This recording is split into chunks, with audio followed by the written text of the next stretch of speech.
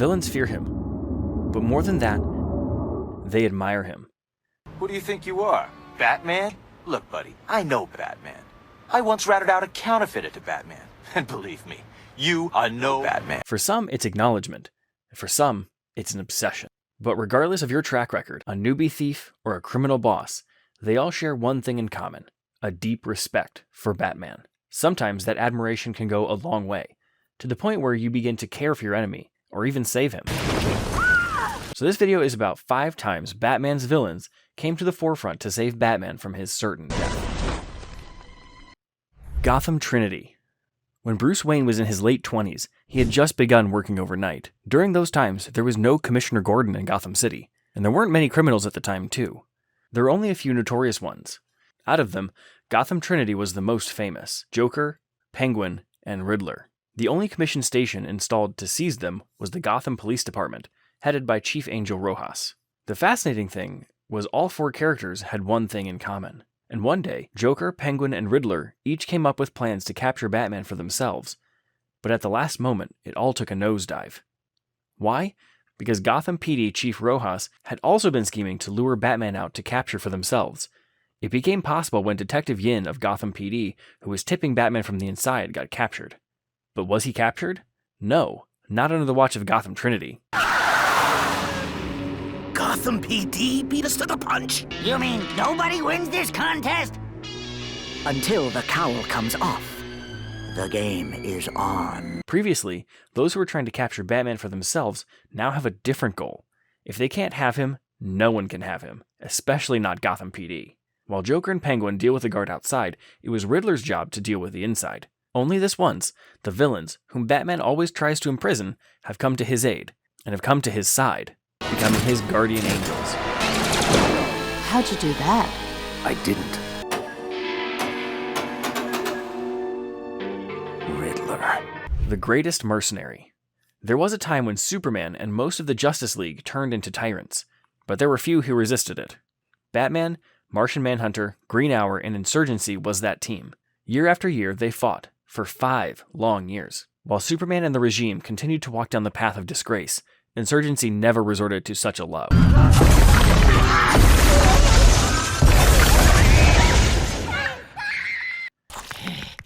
Now that's a bench line. In order to put an end to the tyranny of regime, Batman sought the aid of many. The Green Lantern Corps from Oa, magical knights from Tower of Fate, and most importantly, the gods of Olympus. But no method was successful enough to completely vanquish the regime. That is why Batman finally decided to go beyond the limits of the universe. For this plan of Batman to work, he needs the Apocalyptic Tech, a motherboard. But attaining that motherboard from the regime armory, that is a suicide mission. And that is why Batman came looking for him. The only man who is capable of such a feat, the world's greatest mercenary, Slade Joseph Wilson, or known to the DC universe as Deathstroke. His mission was to get his hands on one of the rarest motherboards guarded in a mountain range of nowhere. Hundreds of guards, yet it is not Deathstroke who faltered away from the mission he was entrusted with. The more time passed, the more it became unfeasible, because not only the guards, but their chief, Metamorpho, has come to the playing field. Yes, it became unfeasible, but never impossible. If it isn't impossible, then it is surely not a problem for the disciples of Demon's Head. Deathstroke took down Metamorpho, but the guard of regime was far from over. Now Cyborg and Raven arrived to make Deathstroke's chances of escape close to none. They captured him, but they never knew that the fall of regime had already begun. Because after all, Deathstroke had succeeded, and that tells a whole lot about the trust Batman has placed in him. Villains of Gotham. In the animated TV series The Batman, the episode Joining, we find Earth is under the attack of extraterrestrial beings known as Joining. Starting from Gotham, USA, they began to take control of every major and ancient city. London, Paris, Tokyo, Cairo, and the list goes on. To support Batman and the Bat family, even Detective John Jones, or familiar to us as the Martian Manhunter, comes to Earth. But there is something more interesting happening from the sidelines. The former inmates of Arkham Asylum now got loose thanks to the destruction of Joining and are now taking a stand. A stand to protect their city. A stand to defend the very conviction Batman is fighting for. Joker, Penguin, Bane, and Mr. Freeze all working side by side with Gotham PD. Commissioner Freeze, what do we do with him? We back him up.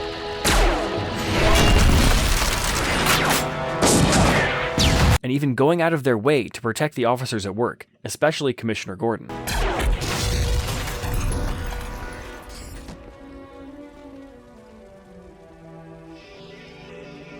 Another moment that the villains came to the aid of Batman, not to save him, but to defend his ideation in the story Injustice.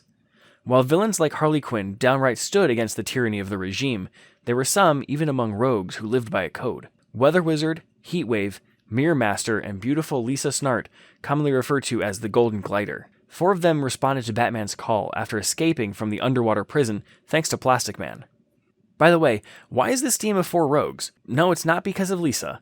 Might be if it were some other time, but not in a situation like this. This was because they too had a code. Yes, the same code as Batman. No matter what, we won't resort to it, we will not kill. Batman needed their aid to stop Superman from recruiting members from all around the world for his police force. So they did. Seoul, South Korea, London, UK, Moscow, Russia, Cape Town, South Africa, and Kansas, USA. Covering from north to south, east to west, they infiltrated all the regime headquarters in each region.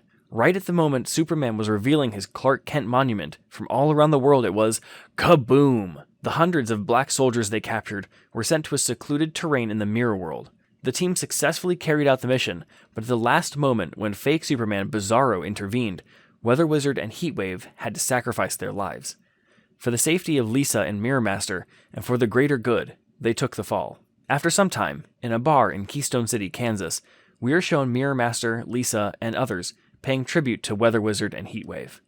And not long before, there arrived another person to show his respect. Yes, the only person in the regime with a conscience. Bartholomew Henry Allen, or should I say, Flash. The only one to bring us together. You know something must have gone off the grid suddenly when Wonder Woman barges in to attack you. Followed by Flash, Aquaman, and Superman, the whole Justice League is now on your tail. That is why Bruce immediately enacted the plan Fenrir into action. First of all, he manages to subdue Wonder Woman with a relic called the Bind of Veils, which tricks her into believing she's killed him and puts her into a motionless state. Batman puts a special frictionless liquid on the road, which leads to Flash crashing, and manages to coat Aquaman with a special foam-type gel, which sucks all the moisture from him the more he tries to move. Miniature red suns collected from dying solar systems in his knuckles and kryptonite-laced rubber gum in his cowl at all times. Batman gives one hell of a battle before finally putting Superman into sleep. So where did this craze suddenly come from? The man behind the ploy is the most unlikely one to use others in his games. The clown Prince of Crime. Grown bored with constantly fighting Batman, Prince has decided to pull the last joke on the Dark Knight. Submitting each member to a more powerful version of his toxin, the Joker uses the Justice League to attack Batman, hoping to finally eliminate his enemy once and for all. But Joker's plan is far from over. Justice League was just the beginning. While Batman was fighting the League, Joker released the toxin everywhere. This gradually turns mass gatherings into victims of Joker venom. While more and more people fall victim, there become fewer and fewer sane people out there.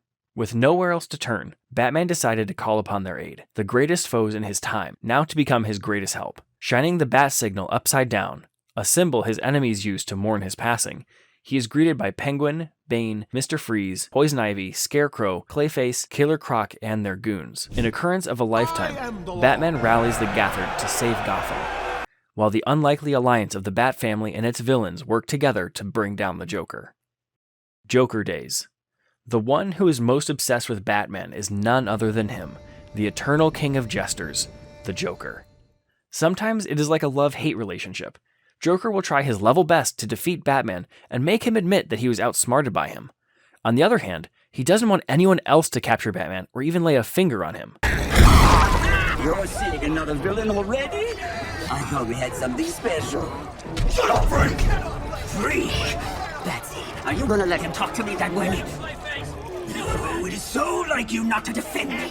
How many others were there? No, don't tell me. That is why at the end of the day, it doesn't stop Joker trying to kill him. Sometimes he saved his life again and again. That is why this chapter in the video, compared to the previous ones, has a few sub-chapters as well. Riddle me this. First it was days, then it was weeks, later it became months, and finally a year.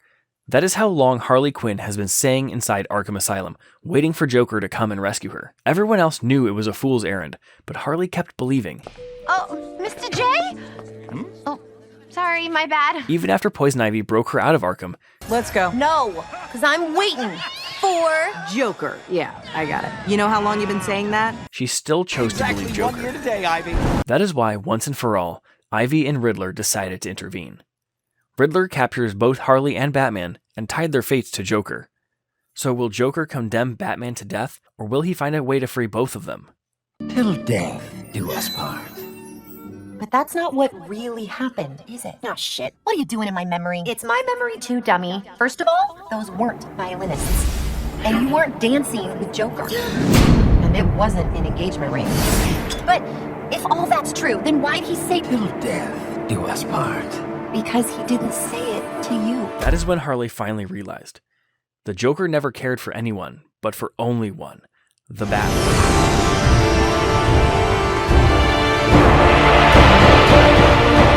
It was him all along, wasn't it?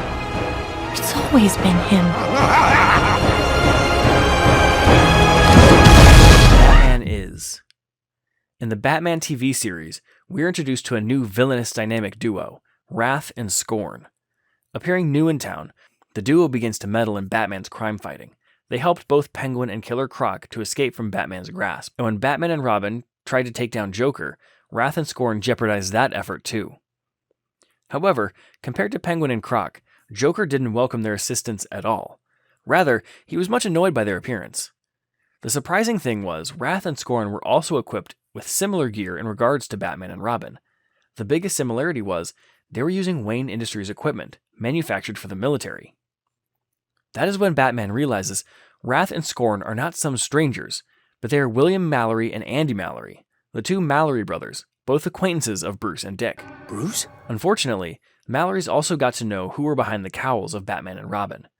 They attacked Wayne Manor and tried to destroy everything, but when they got captured, they threatened to reveal the secret identities of Batman and Robin. If I go to jail, I'll tell everyone who you are. You'll be a target the rest of your life. But I swear, I'll never tell a soul if you just let us go. But that really would destroy everything I am. Bruce never wavered, but deep down he knew it was the end of the line for Batman and Robin. So that's it? He tells and there's no more Batman? I'm afraid so. It was great while it lasted. But that was until he appeared. Bad night, boys. Joker, hurry, uncuff us. Oh, I'll do better than that. I'll completely unhinge you. What? You can't. We know who he is. We'll tell you. Batman is... Because he will never share the Batman with anyone. Destroying you is my game. And I won't have anyone stealing my fun. A few more gems. The comic Batman Europa is a good example that shows the hidden side of Joker. Following the journey of Batman and Joker across Europe, the series revealed that the two were victims of the lethal Colossus virus. Further, they had to rely on each other to find a cure for this virus.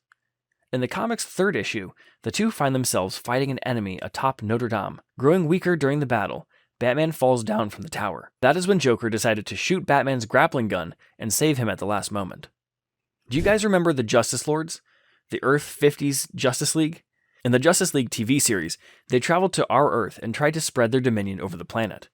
A similar concept, but a different end result, takes place in the Batman Brave and Bold TV series as well. In this story, an evil version of Batman known as Owlman comes to our dimension as a scout from another Earth. When our Batman found the motive behind his arrival, which is an invasion, he defeats the Owlman and travels to his dimension. There, Batman plots to defeat the evil Justice League and stop their invasion plan. Eventually he succeeds, but only with the help of a good guy, the Joker in that universe. Possible, right? When it's an exact opposite of our world. When Batman returned to our world, he felt something is off, because everywhere he looks, this is the situation. In the absence of Batman, Owlman has freed himself and gone on a crime wave. Now Batman is the most wanted criminal, and the ones who are hunting him are the Justice League. The League almost managed to catch him when he was saved by the Joker. The Clown Prince of Crime, of course, has worked out that the evil Batman is an imposter, because he knows Batman better than anyone. Even the Justice League couldn't figure that out. That's our Joker for you. After rescuing him from Justice League, Joker saves his life again when Owlman tries to run him over with the Batmobile. Joker swoops in, just like the Dark Knight does, and manages to pull him to safety at the last minute, just before Batman becomes splat. Something different from the storyline in the game Batman Telltale series brings us to the early days of Joker before he becomes the Clown Prince. John Doe, a sympathetic and insecure man who was looking for a direction in his life. In the first season of the story arc, Bruce Wayne is sent to Arkham Asylum. Upon Bruce Wayne's arrival in the asylum, he was attacked by 2 inmates who had claimed to be victims of his father. But luckily, John, the 3rd cellmate, comes to Bruce's rescue. He brutally assaulted them and offered to help Bruce during his stay. That is how the two became friends. Throughout the story, we get to see the development of John and Bruce's friendship. However, towards the end of the series, John transforms into Joker. But he still has a human side left to him. That is why, following behind the footsteps of Batman, when in need, he comes to Batman's rescue even.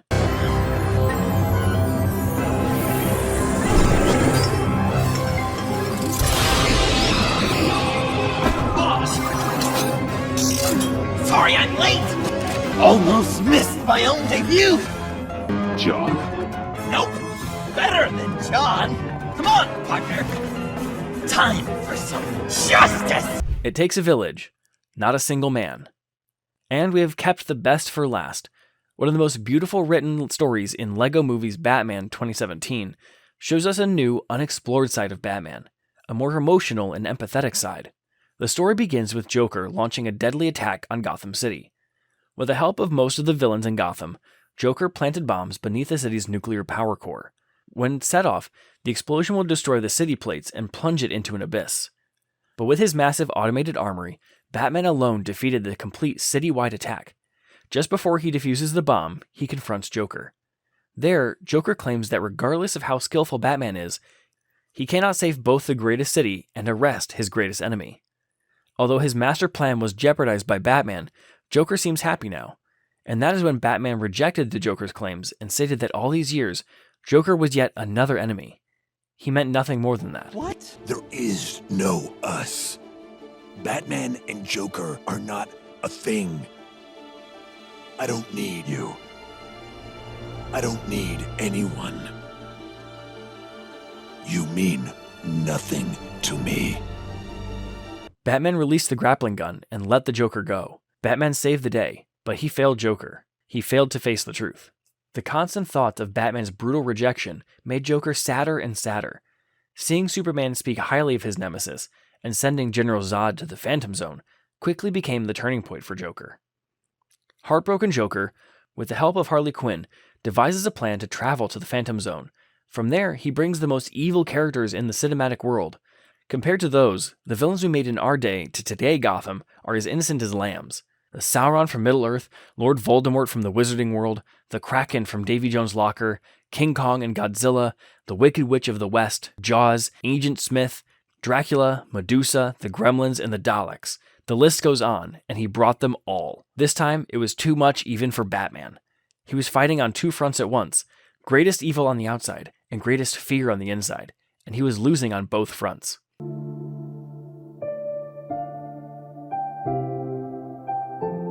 Your greatest fear is being a part of a family again.